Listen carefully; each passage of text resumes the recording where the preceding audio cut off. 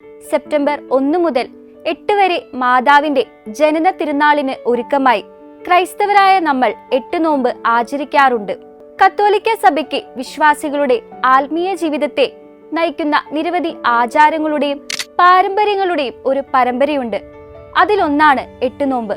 വിശ്വാസത്തോടെ നാം അനുഷ്ഠിച്ചു പോരുന്ന ഈ 8 നോമ്പിന് പിറകിൽ ചരിത്രപരമായി ഒട്ടനവധി ഐതിഹ്യങ്ങൾ നിലനിൽക്കുന്നു. ടിപ്പു സുൽത്താന്റെ പടയോട്ടക്കാലത്ത് വടക്കൻ കേരളത്തിൽ ക്രൈസ്തവരും ഹൈന്ദവരും മതമർദ്ദനത്തിന് ഇരയായി. നിർബന്ധിത മതം മാറ്റം സാധാരണമായി. പുരുഷന്മാരെ കൊന്നൊടുക്കിയ സൈന്യം സ്ത്രീകളെയും കുട്ടികളെയും തട്ടിക്കൊണ്ടുപോയി. ഇതറിഞ്ഞ വിശ്വാസികൾ മാതാവിന്റെ നാമത്തിലുള്ള ദേവാലയങ്ങളിൽ ഒന്നിച്ചു ചേർന്നു. തങ്ങളുടെ മാനം സംരക്ഷിക്കപ്പെടാനും തലമുറകൾ നശിക്കാതിരിക്കാനും സ്ത്രീകളും കുട്ടികളും ദേവാലയത്തിനുള്ളിൽ മാതാവിന്റെ മാധ്യസ്ഥം തേടി നിലവിളിച്ചു പ്രാർത്ഥിച്ചു. പുരുഷന്മാർ സംരക്ഷണത്തിനായി പുറത്ത് കാവൽ നിന്നു. ആലുവ പുഴയിൽ ജലമുയർന്നപ്പോൾ തിരുവിതാംകൂറിൽ കടക്കാതെ സൈന്യം മടങ്ങിപ്പോയി. ഈ മാതൃഭക്തിയാണ് 8 നോമ്പിന്റെ ആരംഭമായി കണക്കാക്കുന്നത്. മാതാവിന്റെ അമ്മയായ അന്നയ്ക്ക് മക്കളുണ്ടായിരുന്നില്ല.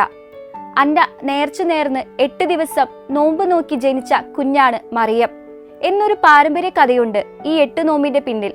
ക്രൈസ്തവർക്കെതിരായിട്ടുള്ള മതമർദ്ദനങ്ങളും വിജാതീയ ശത്രുപീഡകളും അവസാനിക്കുവാനും ജീവിത പങ്കാളിയെ ലഭിക്കാനും മക്കളില്ലാത്ത ദമ്പതിമാർക്ക് സന്താന സൗഭാഗ്യത്തിനും വിവാഹ തടസ്സം മാറുവാനും തിരുസഭയിൽ വിശ്വാസികൾ വളരാനും തലമുറകളുടെ സമൃദ്ധിയിലൂടെ ക്രൈസ്തവ കുടുംബങ്ങൾ അനുഗ്രഹിക്കപ്പെടുവാനും വേണ്ടിയാണ് 8 നോമ്പെടുക്കുന്നത്. വെച്ചൂർ, മണർകാട്, നാഗപ്പുഴ, കുറുവിലങ്ങാട്, കാഞ്ഞിരപ്പള്ളി, അക്കരപ്പള്ളി ഇവയാണ് 8 നോമ്പിന്റെ പ്രധാനപ്പെട്ട തീർത്ഥാടന കേന്ദ്രങ്ങൾ.